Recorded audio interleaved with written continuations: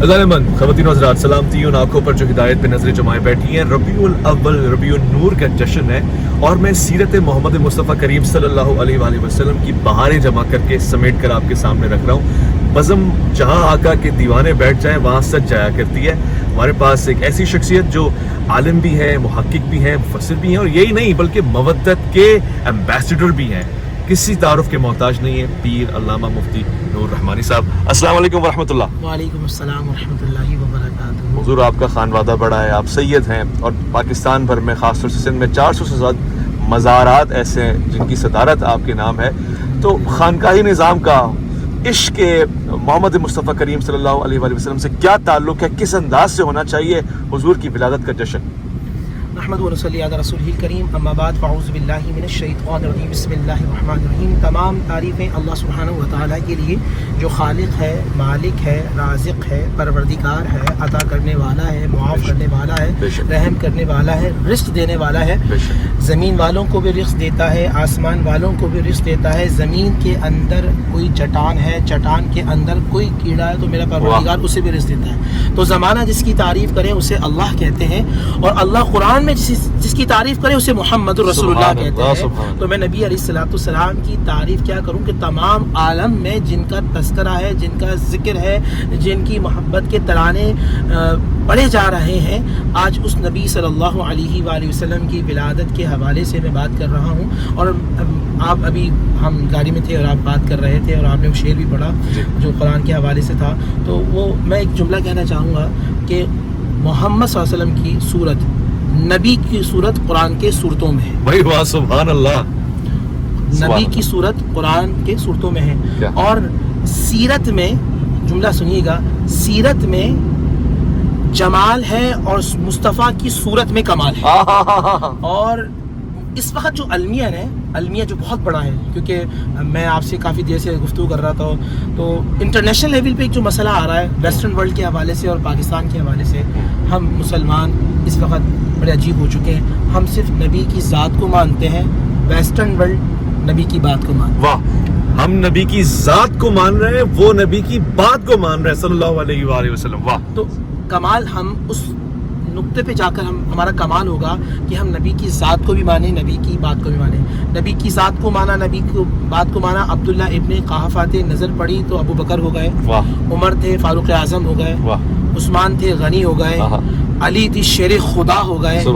हसन थे, पूरी जन्नत और जन्नत के नौजवानों के सरदार हो गए। हुसैन रहती क़यामत तक। और मैं एक जुमला कहूँगा भाई, मैं क्योंकि इमाम हुसैन की औलाद हूँ, आप शिया हो, देवबंदी हो, बरेलवी हो, अहले हदीस हो, अगर एक नुक्ते पे आ सकता है ना, वो नुक्ता है कि तुम हुसैनी हो, वो यजीद के मुकाबले कहेंगे हाँ हम हुसैनी हैं। तो अल्लाह ने अपने नबी के नवासी को भी वो कमाल अता कर दिया कि हर बंदा किसी भी मकतबा फ़िक्र से हो, वो आज हुसैनी होने पर फ़ख्र करता है। और खानकाहों में आज भी जो निज़ाम चलता है वो सैयदना इमाम हुसैन रज़ियल्लाहु ताला अन्हु के सीरत और किरदार के मुताबिक चलता है। तो आज मैसेज देना चाहूँगा मैं अपने नौजवानों को, एक छोटा सा मैसेज, वो ये है, back to Quran, back to Mohammad रसूलुल्लाह सल्लल्लाहु अलैहि वसल्लम। भाई बहुत खूब। अच्छा मुफ्ती साहब तशरीफ़ फरमाएं। जहाँ मैंने मुफ्ती साहब का तारुफ बहुत ही अदना से करवाया, वहाँ ये बात तो मैं कहना ही भूल गया जो हमारे लिए फ़ख्र है कि मुफ्ती साहब सैयद हैं, सादात हैं, साथ में हज़रत इमाम अली रज़ा जो हुजूर करीम सल्लल्लाहु अलैहि वसल्लम की नस्ल अनवर में से 8वीं कड़ी हैं। आप उनकी औलाद हैं, तो ये चीज़ आपको यकीनन आपके विजदान में भी आपको एक एहसास दिलाती होगी कि कितना खूबसूरत शजरा नसब आपका है। क्या बुजुर्गों से आपने पाया है मिलाद नबी के हवाले से? बिस्मिल्लाहिर्रहमानिर्रहीम। देखिए मेरे वालिद साहब रहमतुल्लाह अलैहि जब ये अय्याम आते थे तो वो जुमला वो कहते थे, बेटा इन अय्याम को मनाना नहीं बल्कि अपनाना है। आप इन दिनों को अपनाएं। मैं अपनी बहनों से ख़ास तौर पे गुजारिश करूँगा कि आप इन दिनों में ख़ास तौर पर नबी अलैहिस्सलाम की सीरत की कोई छोटी मुख्तसर सी किताब उठाएं, अपने बच्चों को नबी के वाक़यात बयान करें। आज नबी का आज आपका बच्चा ये बनना चाहता है, वो बनना चाहता है, बेहतरीन ये हो कि आपका बच्चा नबी का सच्चा आशिक और बेहतरीन उम्मती बन जाए। भाई बहुत प्यारे। उसकी किरदार, उसकी गुफ्तार आला हो, सच बोलना उसे पसंद हो, सच्चाई के साथ वो रहना पसंद करे, जुल्म के वो खिलाफ हो, واہ جھوٹ سے اسے نفرت ہو، واہ، تو یہ بہترین کامل و اکمل انسان بن جائے گا. بہترین کامل اور اکمل بن جائے گا. پیر کامل کا نسخہ دے دیا ہے. اچھا حضور سید یہ بھی بتائیے، چونکہ ربیع الاول ہے، ربیع النور ہے، بہاریں ہیں، میلاد ہے، جشن ہے اور ولادت با سعادت کی بزم ہے، کیک کاٹنا کیسا ہے؟ یہ اس میں کوئی شرعی قباحت تو نہیں اگر ہم حضور کی ولادت کا جشن منائیں اور کیک بھی کاٹیں؟ بسم اللہ الرحمن الرحیم. بڑا اچھے سوال آپ کر رہے ہیں. مجھے آپ اچھے اس لیے لگتے ہیں کہ آپ زمانے میں جو ہو رہا ہوتا ہے اس کے مطابق بات کر رہے ہوتے ہیں. دیکھیں، من تشبہ بقوم فہو منہم، جو جس قوم سے مناسبت رکھتا ہے وہ اور جو اس کا شوق رکھتا ہے، شکل رکھتا ہے، تو اس کا حکم اس کے ساتھ ہوگا. بہترین یہ ہے کہ آپ اس طرح کی رسومات نہ کریں. مطلب 20-25 سال کے بعد میں اپنے کیونکہ ربانی بھائی نے مجھ سے پوچھا تو میں اپنا ذاتی ایک نظریہ بیان کر رہا ہوں کہ کاٹنے میں کوئی قباحت تو نہیں، پہلی بات تو یہ. لیکن میں یہ سمجھتا ہوں کہ ایسا نہ کیا جائے، کیونکہ آج لوگ نعت چلا رہے ہیں یا نعت پڑھ رہے ہیں اور کیک کاٹ رہے ہیں.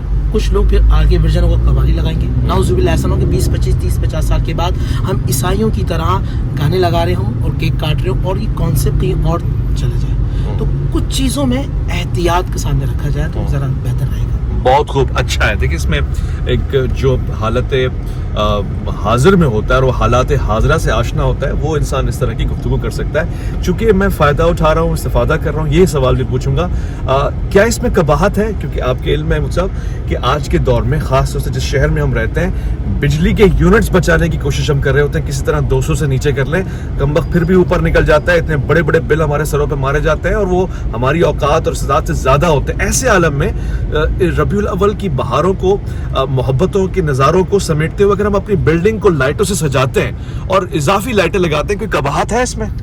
دیکھیں، میں اپنے بچے کے ساتھ جا رہا تھا. آپ مجھے چھوڑ دیجئے کہ میں کس اسکول آف تھاٹ سے ہوں. میں بریلوی ہوں یا شیعہ ہوں یا اہل حدیث ہوں یا سنی ہوں. ٹھیک ہے، آپ ایک عام انسان اپنے ساتھ، جس طرح ہم گاڑی میں جا رہے ہیں ایک انسان جا رہا ہے، میں ڈرائیونگ کر رہا ہوں، میرا بیٹا جو 7 سال کا ہے وہ دیکھ رہا ہے. آپ توجہ رکھیے گا ناظرین. ایسے بلڈنگ سے دیکھا، 25 سال کی بات کروں، بابا یہ آج سب نے عمارتیں سجائی بھی کیوں ہیں؟ بابا یہ جھنڈے کیوں لگے ہوئے ہیں؟ تو میں نے کہا بیٹا یہ آقا کریم صلی اللہ علیہ وآلہ وسلم کی ولادت کی خوشی میں ہم مسلمان اللہ کے نبی صلی اللہ علیہ وسلم کی ولادت کا خوشی کا اظہار کرتے ہیں، ہم اللہ تعالیٰ کی بارگاہ میں شکر ادا کرتے ہیں. تو یہ ایک عمومی انداز ہے، ذہن میں رکھیے گا. اس بچے کو بتایا بیٹا یہ لوگوں کا انداز ہے کہ وہ اپنی نبی سے محبت کا انداز ظاہر کرتے ہیں. میں نے یہاں قرآن و حدیث کی بات نہیں کی، عمومی انداز ہے. تو جب لوگ اس طرح کرتے تھے کہ آج بچوں کو ضرورت ہے، آج ان کو آپ ویلنٹائن ڈے منا رہے ہیں اسکولس کے اندر، کہ کرسمس ڈے منا رہے ہیں، آپ جو بسنٹ ڈے منا رہے ہیں، تو بچوں کو کیسے بتایا جائے، جو اسکول کے بچے جن کی ذہن سازی کی جائے. تو یہ ایک طریقہ ہوتا ہے کہ ان کو اپنے نبی کے قریب کرنے کا، اور اس میں کوئی قباحت نہیں ہے. بھائی بہت خوب، اس میں کوئی قباحت نہیں ہے، یہ طریقہ ہے، محبت کی رسمیں ہیں اور واقعاً اللہ کے رسول کی محبت نہیں ہے تو دین میں ہے کیا؟ یعنی آپ مسلمان کیسے ہو سکتے ہیں اگر آپ کے دل میں حضور کریم محمد مصطفیٰ صلی اللہ علیہ وآلہ وسلم کی محبت کے تقاضے نہ ہوں. اچھا قبلہ مولانا تشریف فرمائیں. سیدی یہ کیسا ہے کہ ہم سڑکوں کو بند کریں، جلوس اور ریلیاں نکلیں، اس سے لوگوں کو زحمت ہو، اس کے حوالے سے کوئی بہتر حل بتائیں؟ بسم اللہ الرحمن الرحیم. آپ نبی علیہ الصلوۃ والسلام کی ذات کو دیکھیں تو میرا نبی وہ ہے خیر الناس من ینفع الناس، تم میں سے بہترین وہ ہے جو لوگوں کو اپنی ذات سے نفع دینا والا. تو اس کا مطلب بدترین وہ ہوا جو لوگوں کے ساتھ ظلم کرنے والا ہے. صحیح نا؟ تو آپ اس کے ایسا کیسے ہو سکتا ہے کہ نبی اسلام آپ سے راضی ہو جائیں کہ آپ روڈ پر لوگوں کو جمع کریں اور لوگ اذیت کے شکار ہوں؟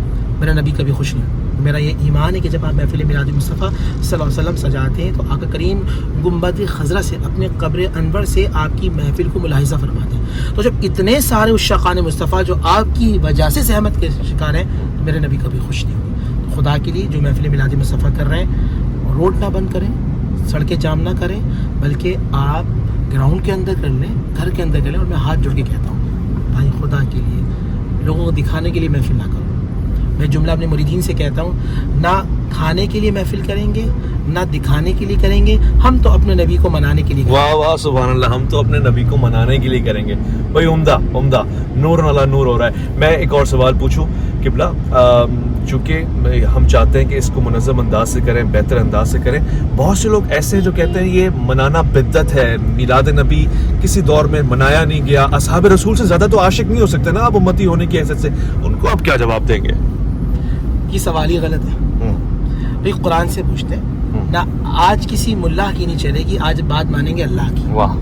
قرآن سورہ آل عمران آیت نمبر 81 وَإِذْ أَخَذَ اللَّهُ مِيثَاقَ النَّبِيِّينَ، اور جب وعدہ لیا تمام انبیاء سے، من کتاب و حکمہ، ہم تمہیں کتاب دیں گے، حکمت دیں گے، نبوت دیں گے، رسالت دیں گے، تمہیں مقام عطا کریں گے، آدم تمہیں سفید ملے گی، موسیٰ تمہیں کلام ملے گا، داؤد تمہیں لحن ملے گا، عیسیٰ تمہیں کلمہ ملے گا، یوسف تمہیں حسن ملے گا، ایوب تمہیں صبر ملے گا، ثم جاءکم رسول، یہ قرآن کے الفاظ ہیں۔ پھر ایک آئے گا کہ جس کی نبوت اور رسالت کا اقرار کروگے تو تمہیں نبوت ملے گی، قالوا اقررنا، یہ قرآن کے الفاظ میں اقرار کیا، ان سب نے کہا، ہم نے باپ سبحان اللہ، کیا آپ دوبارہ بولیے گا؟ ہم سب نے اقرار کیا، ہم سب نے اقرار کیا، اور پھر فرمایا تم نے اقرار کر لیا، میں تم پہ گواہ ہوتا ہوں، اللہ کہہ رہا ہے میں تم پہ گواہ ہوتا ہوں۔ اب آدم تم سفید لے لو، موسیٰ تم کلام لے لو، نوح تم نجید لے لو، تو جس کو جو مقام ملا وہ مصطفیٰ کے ماننے سے ملا، تو میلاد مصطفیٰ دراصل حضور کی خوشی۔ اب اندازہ کیجئے، امام قسطلانی کہتے ہیں، امام قسطلانی کہتے ہیں کہ جب یہ بات کی گئی تو ایک نور آیا جس نے تمام نوروں کو گھیر لیا۔ اور سوال میں آپ سے پوچھتا ہوں ربانی بھائی، ناظرین سے بھی آپ کی توسط سے، اب 100 واٹ کے 100 بلب ہوں تو ان کی روشنی کوئی دبا سکتا ہے؟ نہیں، مشکل ہے، 1000 ہو اور مشکل ہے، 10 لاکھ ہو، آپ بتائیے ربانی بھائی، شاید اس کو بھی کوئی نہ کوئی طریقہ ہو، لیکن بہت مشکل ہے۔ اچھا 1 کروڑ ہو، اللہ اکبر، میں کہتا ہوں دبا سکتا ہے اگر سورج آ جائے، سورج آ جائے تو روشنی ختم ہو جاتی ہے۔ سب نبی اپنے نور سے موجود ہیں، اور میرا نبی آیا اپنے نور سے، جسے سارے نوروں کو گھیر لیا۔ یا ربنا من غیثنا من ھذا نوری، اے اللہ یہ کس کا نور ہے؟ آواز آئی ھذا نور محمدی، یہی مصطفیٰ کا نور ہے۔ تو میلاد مصطفیٰ کر کے تو نبیوں کی نبوت ملی ہے۔ تو یہ تو اس عالم سے پہلے عالم ارواح میں میلاد منائی گئی، پھر عالم ناسوت کے اندر جناب ابو طالب نے میلاد بنائی، جناب ابو المطلب نے میلاد بنائی، تمام جو لوگ تھے وہ، بھائی موسیٰ آئے تو بشارت دے کر جا رہے ہیں، عیسیٰ آئے تو بشارت دے کر جا رہے ہیں، اور آپ چلیں خانہ کعبہ جاتے ہیں، مقام ابراہیم پہ کھڑے ہوتے ہیں، وہ پتھر ہے جس پہ کھڑے ہو کر اللہ کے نبی ابراہیم نے مسجد کی تعمیر کی، اور وہاں کھڑوں کی دعا کی، ربنا وبعث فیہم رسولا من انفسہم، اے اللہ جو تیرا بہترین رسول ہے محمد وہ عطا کر دے۔ تو جس پتھر پر کھڑے ہو کر میلاد منایا، آج اس پتھر پہ کھڑے ہو کر نماز پڑھتے ہیں، یہ کیسے ہو سکتا ہے میلاد منانا حرام ہو، اور جس پتھر پہ کھڑے ہو کر ابراہیم نے محمد کو مانگا تھا اس کی توقیر نہ کریں۔ واہ واہ واہ، کیا خوبصورت دلیل ہے، واہ سبحان اللہ سبحان اللہ۔ تمام انبیاء آتے رہے، ادوار میں آتے رہے اور میلاد مناتے رہے، اور وَأَمَّا بِنِعْمَةِ رَبِّكَ فَحَدِّثْ، اپنے رب کی نعمتوں کا چرچا کرو۔ آنکھ نعمت ہے، زبان نعمت ہے، قوت گویائی نعمت ہے، سورج نعمت ہے، گاڑی اللہ نے آپ کو دی نعمت ہے، عزت دی نعمت ہے، بیٹا نعمت، بیٹی نعمت، گھر نعمت، ہوا نعمت، درخت نعمت، یہ تمام جو انسان نعمت، اچھے رشتے نعمت ہے، نعمت۔ قرآن میں اللہ نے اس کسی نعمت کو بتلایا کہ ہم تم پر احسان کر رہے ہیں، ایک نعمت بھیجی، لقد من اللہ اکبر، بھئی ہم نے تم پر احسان کر دیا، کیا احسان کیا؟ ہم نے محمد دے دیا، اور جگہ فرمایا وَأَمَّا بِنِعْمَةِ رَبِّكَ فحدث، اور اپنے رب کی نعمتوں کا چرچا ادا کرو۔ تو بھائی اتنی نعمتیں چرچا نہیں کر سکتے، جو سب سے بڑی نعمت ہے محمد اس کا چرچا کر لو، تو یہ ہے میلاد مصطفیٰ۔ اللہ اکبر، سبحان اللہ سبحان اللہ، دل خوش ہو گیا یقین مانے، دل کر رہا ہے، اور بعض کا سمجھانا مشکل ہوتا ہے، آنکھوں میں آئے ہوئے آنسو عشق اور عقیدت کا اظہار کر سکتے ہو تو کر سکیں۔ قبلہ مولانا بہت لطف آ رہا ہے، عنایت ہو رہی ہے، یہ بھی ذرا ہمیں سمجھا دیجیے، بہت سے لوگوں کو اس میں دقت ہوتی ہے سمجھنے میں۔ یہ پاکستان میں ہی چلیں مثال لے لیتے ہیں، 2 قسم کی مساجد نظر آتی ہیں، ایک تو لائٹوں سے، جھنڈوں سے، محفلوں سے، آوازوں سے، صداؤں سے اور یا رسول اللہ کی نعروں سے بلند ہوتی ہے، ایک میں خاموشی ہوتی ہے۔ ہم کیسے بہتر بنا سکتے ہیں اس مزاج کو جو پاکستان میں؟ دیکھیے ابھی ختم نبوت پہ مولانا فضل الرحمان صاحب نے مینار پاکستان پر وہ اپنا جلسہ جو کیا، اس میں عرب کے عالم آیا تو عرب کے عالم نے آ کے یا رسول اللہ کا نعرہ لگوا دیا، جو مانتا تھا یا نہیں مانتا تھا لگوا دیا۔ تو اب مسئلہ یہ ہوا، کچھ محبت سے لگاتے ہیں اور کسی سے لگوایا جاتا ہے، تو بہترین یہ ہے کہ محبت سے لگائیں۔ وہ جو مانگنا پڑے گا، وہ کیا شعر تھا وہ اعلیٰ حضرت کا؟ آج لے پنا، نہیں آج میرے ذہن سے نکل گیا، وہ بہت پیارا تھا، وہ یہاں پہ سوٹ بھی کر رہا ہے۔ اچھا ٹھیک ہے، یہ بھی سننے میں آیا، بالکل صحیح فرما رہے ہیں، افغانستان میں اس سال بھی رواں برس عید میلاد النبی منایا جائے گا، یہ برکتیں وہاں کیسے پہنچی؟ ہم تو سنتے تھے کہ ان کو پتہ ہی کچھ نہیں۔ میں آپ کو بتاؤں، جب میں ایک مدرسے میں پڑھتا تھا تو مدرسے کے اندر ہمارے کچھ دوست تھے، وہ کہتے تھے بھائی صرف پاکستان میں منایا جاتا ہے۔ اب یقین جانے جب انٹرنیٹ آیا تو میں حیران ہو گیا کہ یمن کے شہر سانا میں سب سے بڑا میلاد نبی کا جلسہ ہوتا ہے، عراق کے اندر ہوتا ہے، اچھا آذربائیجان کے اندر ہوتا ہے, بالکل ترکی کے اندر ہوتا ہے. تو پہلے تو یہ تھا صرف پاکستان میں ہوتا تھا, ہندوستان میں ہوتا. تو اب جہاں جہاں سائنس لے کر جا رہی ہے, بتایا جا رہا ہے, جہاں خدا کی خدائی ہے وہاں مصطفیٰ کی مصطفیٰ ہے. وہ پہلے بھی مناتے تھے, مسئلہ یہ تھا کہ نیٹ پہ دکھایا نہیں جاتا تھا. آج الحمدللہ پوری کائنات میں حضور کے عشاق, بس یہ ایک جملہ کہوں گا, کوئی میلاد مناتا ہے گھوم کر اور کوئی مناتا ہے جھوم کر. تو منائیں جھوم کر. کیا کہنے بھائی, ایک تو ماشاءاللہ علم و حکمت, فصاحت اور بلاغت, اور پھر جملوں کا انتخاب حالات حاضرہ کو پیش نظر رکھتے ہوئے. علامہ صاحب مصعب, کیا کہنے ہیں, آپ کی کمال اور جمال دونوں یکساں نظر آتا ہے. ایک سوال اور بنتا ہے اور میں چاہوں گا کہ اس سے بھی اپنی عوام ناظرین اور حاضرین کو چاہوں کہ آشنا کروا دوں. ٹھیک ہے, یہ ساری باتیں بہت اچھی ہیں اور عمدگی کے ساتھ ہیں. یہ جب ہم میلاد محمد مصطفیٰ کریم کا سلسلہ ہوتا ہے ربیع الاول ربیع النور میں, تو ہم چیزیں نئی دیکھتے ہیں, سنتے آ رہے ہیں. کچھ ویڈیوز ایسی دیکھتے ہیں, شاید ہمارے پڑوسی ملک ہندوستان سے آتی ہیں, کیا ہے کہ لوگ رقص کر رہے ہیں, بے پردگی بھی ہو رہی ہے. ان مسائل کا کیا حال ہے؟ یہ تو بہت ہماری یعنی شرمندگی کا باعث بنتی ہے. بہت اچھا آپ نے سوال کیا, کوشچن کیا. دیکھیں مسئلہ یہ ہے کہ جملہ سمجھیے گا, علم اگر عقیدت اگر علم کے تابع ہو تو نور بن جاتی ہے. عقیدت اگر علم کے تابع ہو تو نور بن جاتی ہے. عقیدت اگر جہالت کے تابع ہو تو پھر ظلم بن جاتی ہے.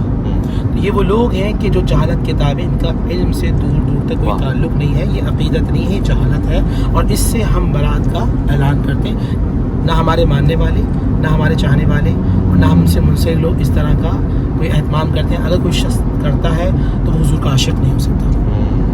بھائی بہت خوب, یعنی یہ عشق کی دلیل نہیں ہے, یہ تو جہالت کا پیکر ہے, اور اس سے آشنائی بہت اچھی بات نہیں ہے بلکہ قباحت ہے اس میں.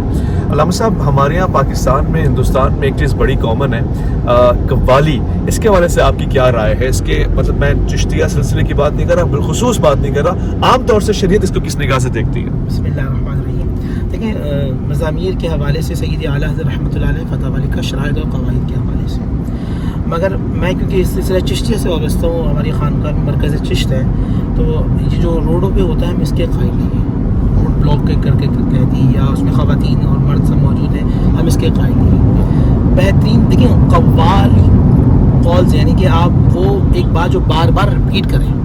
اس میں اشعار ہوتے تھے, اور جو پہلے جو ہمارے حضرت خواجہ امیر خسرو دہلوی رحمۃ اللہ علیہ اور دوسرے جو اکابرین تھے, وہ قوالی اس طرح کرتے تھے کہ ایک شعر کو بار بار دل پہ ضرب لگاتے تھے.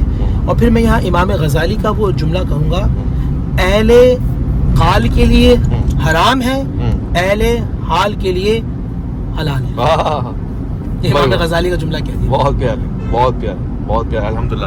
اچھا, چونکہ میں نے ہمیشہ مفتی صاحب کو بہترین وظائف تقسیم کرتے ہوئے دیکھا ہے, ربیع الاول ربیع النور کا بہترین وظیفہ کیا ہے جو ہر مسلمان کو کر لینا چاہیے اپنی خیر و برکت کے لیے؟ اچھا, بڑا اچھا میں یہ سوال کیا. دیکھیں خاص طور پہ 8, 9, 10 یا 10, 11, 12 جو وہ لوگ جو بے اولاد ہیں, خاص طور پہ وہ 3 دن کے روزے بھی رکھیں, ٹھیک ہے, اور 1100 مرتبہ سورہ اخلاص اور 1100 مرتبہ درود پاک. اب سورہ اخلاص مطلب کیونکہ ہر بچہ بڑا پروگرام دیکھ رہا ہے, کچھ بہنیں سورہ اخلاص پریشان ہو جائیں گی.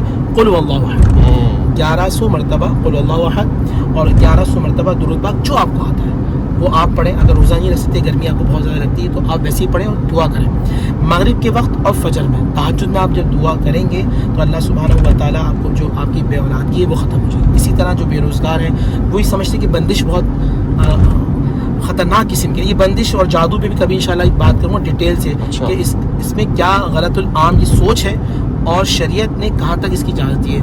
عامل کیا ہوتے ہیں, وظائف دینے والا کون ہوتا ہے, پڑھنا کس طرح چاہیے, رجت کیا ہوتی ہے, جنات کیا ہیں, بھوت پریت کیا ہیں, کبھی انشاءاللہ ایک پروگرام کے اندر اس پہ بھی بات کی جائے گی. تو آج حوالے سے 1100 مرتبہ درود پاک اور 1100 مرتبہ آپ جو ہے وہ سورہ اخلاص پڑھ لیں.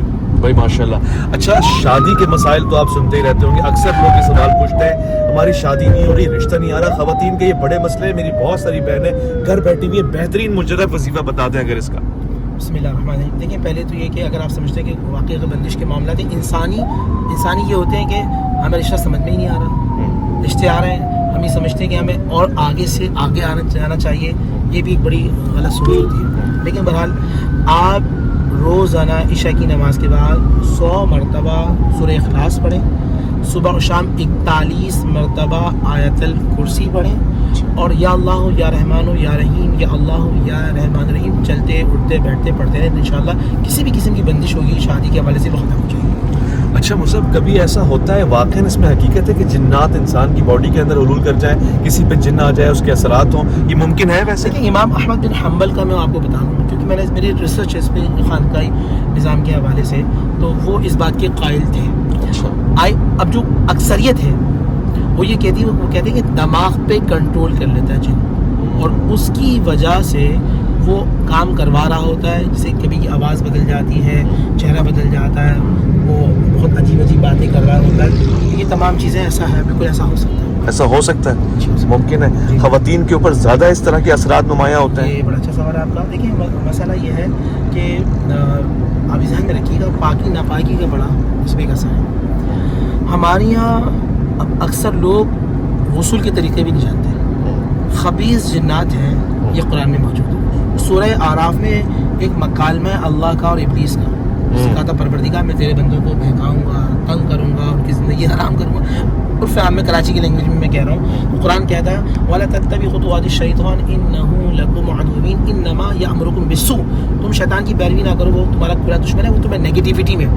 خواتین کے ساتھ نیگیٹیوٹی کے معاملات بہت زیادہ ہیں، آپ دیکھیں ہر چوتھی پانچویں عورت جو ہے وہ ڈپریشن میں، مرد بھی ڈپریشن کے اندر جا رہے ہیں، تو شیطانی حملے بہت زیادہ ہیں۔ اور یاد رکھیے یہ جملہ، دجال کے خروج سے پہلے شیاطینی طاقتیں اپنے عروج پہ ہوں گی، اور ابھی ہم اسی دور میں جی رہے ہیں۔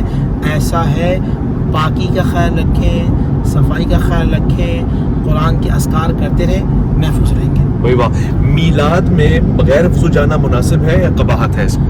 بہت اچھا، دیکھیں اب آپ ایک شعر پڑھتے ہیں، سنا ہے آپ ہر عاشق گھر تشریف لاتے ہیں، میرے گھر میں بھی ہو جائے چراغا یا رسول اللہ، کہ ہمارا عقیدہ ہے کہ آقا اسلام اپنے قبر مبارک کے اندر موجود ہیں اور آپ توجہ فرماتے ہیں۔ یہ کیسے ہو سکتا ہے کہ آپ پہ توجہ، آپ بے وضو؟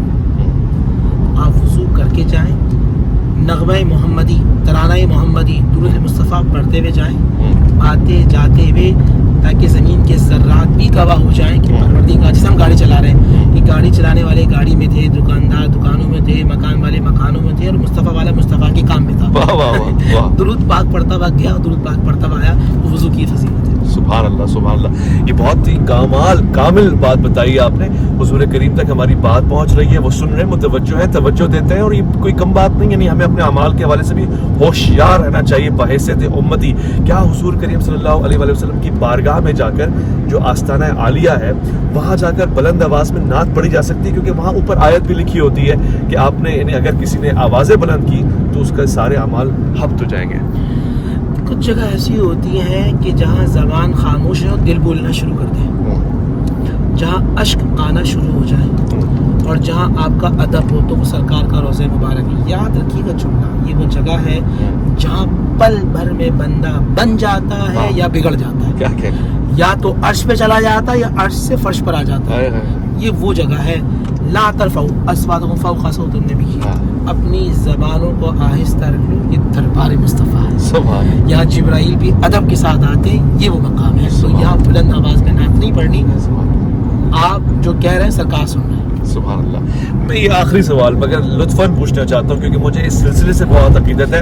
میں اس سلسلے کے رنگ میں تو نہیں رنگا ہوا، مگر یہ سلسلہ جن کے رنگوں میں رنگا ہوا ہے، میں ان سے بہت محبت کرتا ہوں۔ یعنی سلسلہ چشتیہ کی بات کر رہا ہوں، خواجہ معین الدین چشتی رحمۃ اللہ علیہ، آپ کی کیا خدمات رہی ہیں ہندوستان میں؟ کس انداز سے آپ نے تبلیغ فرمائی ہے، اور وہ انداز آج کسی کو کیوں چبھتا ہے، کیوں ان کے اوپر اعتراضات کیے جاتے ہیں؟ دیکھیے، تاریخ مشائخ چشت صفحہ نمبر 163، اس کو لکھنے والے فاضل دیوبند کے ہیں شیخ زکریا صاحب، جو بہت بڑے مشہور عالم تھے، انہوں نے کتاب لکھی، نام بھی بتا رہا ہوں، تاریخ مشائخ چشت۔ وہ لکھتے ہیں کہ خواجہ صاحب کی سب سے بڑی کرامت یہ کہ آپ نے 90 لاکھ کو مسلمان کر دیا۔ 90 لاکھ لوگوں کو؟ جی، اور تاریخ بتاتی ہے ایک مرتبہ دہلی سے اجمیر، اجمیر سے دہلی، کیا کرم نوازی تھی کہ آنے جانے میں 90 لاکھ کو کلمہ پڑھا دیا۔ اللہ اکبر، آنے جانے میں وہ کردار تھا، وہ نبی علیہ السلام سے محبت تھی، وہ گفتار تھا۔ میں آپ کو ایک جملہ بتاؤں، سچی بات کر رہا ہوں ربانی بھائی، خانقاہ والے آج لینے والے ہیں اور یہ لوگ دینے والے تھے۔ جب دینے والے ہوتے ہیں تو اوپر سے عطا ہو رہی ہوتی ہے، اور اللہ تعالیٰ لوگوں کہ دلوں میں محبت ہو. واہ واہ واہ، بہت پیارے. وہ خانقاہیں دینے والی تھیں، آج میں فرق صرف اتنا ہے کہ لینے والے ہیں. دینے والے ہوں تو اوپر سے عطا ہوتی ہے. آپ جیئیں، سلامت رہیں، خدا آپ پہ خاص رحمتوں کا سایہ سلامت رکھے آپ کے خانوادے کے اوپر. اور خواتین و حضرات، اگر آپ مفتی صاحب سے جڑنا چاہتے ہیں، سوالات پوچھنا چاہتے ہیں، میں خادم حاضر ہمیشہ کی طرح آپ کے سوالات ضرور پہنچاؤں گا. اپنا خیال رکھیں گے. ہم گاہے بگاہے علم کی حدت آپ تک پہنچاتے رہیں گے. اللہ کی امان میں.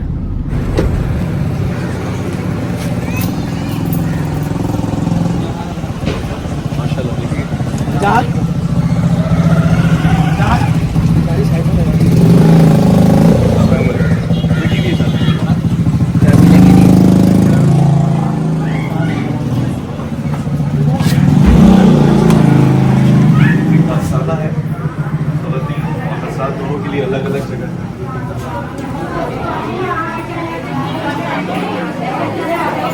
خاموش رہیں، خاموش رہیں، خاموش رہیں. کسی ایک کی بھی آواز نہیں لگانی چاہیے.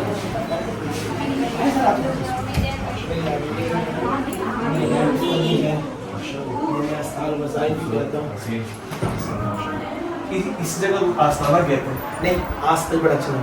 آستانہ فارسی زبان کا لفظ ہے، اس کا مطلب یہ ہوتا ہے کہ جگہ. یہ ہے خانقاہ. خانقاہ کا مطلب یہ ہوتا ہے، آج کل لوگوں نے اس کو تعویذ گنگوں کی جگہ سے اسی کو خانقاہ. کیونکہ شیخ ہوتا تھا. خانقاہ کا مطلب لڑنے میں جہاں وہ سکھاتا تھا، جہاں لوگوں کو اللہ سے ملاتا تھا. بس ابھی قرآن میں آپ سے انشاءاللہ کہیں گے تو یہ سمجھنا چاہیے کہ یہ ہوتا کیا. اچھا، لوگوں نے ذہن میں رکھ لی کہ اسے آباد کریں. میں نے کہا ہاتھ پکڑ لیا، مجھے جنت پڑے گی. اس کانسیپٹ کو بات. اچھا، یہ ہے جی ہم لوگ کے ہاتھ میں بیان کر لی، اب تو بیڑا پار ہے. یہ ہے. اچھا، یہاں سے آپ علاج معالجے کے سلسلے میں بات کریں. اچھا، میں نیشنل کونسل فار طب، میں منسٹری آف ہیلتھ سے رجسٹرڈ حکیم سرکاری اور کے اندر میں نے 2008 میں ٹاپ کیا تھا. یہ تو میں واقعی جانتا تھا اور میرے ذہن سے نکل گئی بات. آپ قبلہ حکیم بھی ہیں اور معمولی حکیم نہیں ہے، سرٹیفائڈ حکیم ہے. حکمت بھی آپ کو اس زبان سے مل رہی ہے. یہ سید و سادات کا، یعنی ان سے رشتہ جڑنے کا فائدہ. حضور، میں وہ کہتے ہیں حکیم وہ ہوتا ہے جو ہاتھ سے پکڑ کے بیماریاں بتا دیتا ہے. بتائے کن کن بیماریوں میں ہوں. لائف اچھا ہے.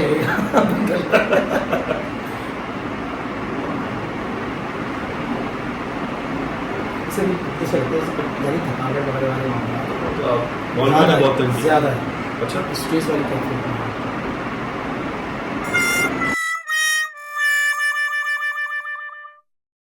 صحیح، بالکل صحیح فرما رہے ہیں، بالکل ورڈ ٹو ورڈ صحیح فرما رہے ہیں.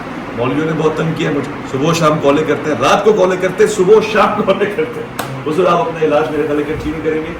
ہمیں تو بہت خوشی ہو رہی ہے. پھر انشاءاللہ آئیں گے. مجھے آپ سے مل کے بڑی خوشی ہوئی. مجھے اچھا دیکھیے، میں آپ کو ایک جملہ کہنا چاہوں گا. دیکھیے، ایک ہوتا ہے اختلاف اور ایک ہوتا ہے جھگڑا. ڈفرینٹ اسکول آف تھاٹ ہے، آپ کو برداشت کرنا چاہیے. میں جملہ کروں. دیکھیں، نماز کے باندھنے کا طریقہ یہ بھی ہے، ٹھیک ہے. کچھ لوگوں کے نزدیک یہ بھی ہے اور کچھ کے نزدیک ایسے بھی. تینوں احادیث کا جملہ سمجھیے.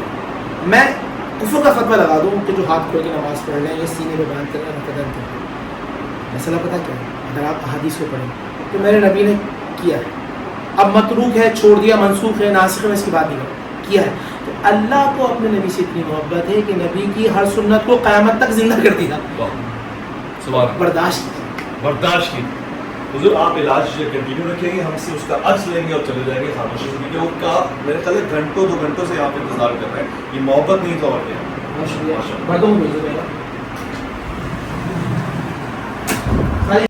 یہاں پر اب دواؤں کا اور مریضوں کا سلسلہ کنٹینیو رہے گا، مگر یہاں مجھے ایک حدیث یاد آتی ہے. صحیح مسلم میں اس کا حوالہ موجود ہے. رسالت مآب صلی اللہ علیہ وآلہ وسلم جان دو عالم نے فرمایا، لکل دائن دوائن، ہر بیماری کی دوا ہے. جب بیماری کو اس کی اصل دوا میسر ہو جائے تو انسان اللہ عز و جل کے حکم سے شفایاب ہو جاتا ہے. صحیح بخاری میں بھی ہے. رسالت مآب صلی اللہ علیہ وآلہ وسلم نے فرمایا، اللہ نے کوئی ایسی بیماری نازل نہیں کی جس کی شفا نازل نہ کی ہو. البتہ آپ نے احتیاط سے کام لینا ہے، جس سے آپ کا دل راضی ہو، سند موجود ہو، اسی حکیم، ڈاکٹر یا معالج کے پاس جانا ہے۔ اللہ آپ کو، آپ کے بیماروں کو شفا دے۔ ان لوگوں کو جن کو روحانی شفا کی ضرورت ہے ان کو ضرور شفا ملے، اور ہاں اگر وہ شفا خانے پہ آئیں اس یا کسی اور شفا خانے پہ تو ہمارے لیے بھی دعا کیجیے گا۔ سنا ہے کہ بیمار لوگوں کی دعائیں جلد قبول ہو جایا کرتی ہیں۔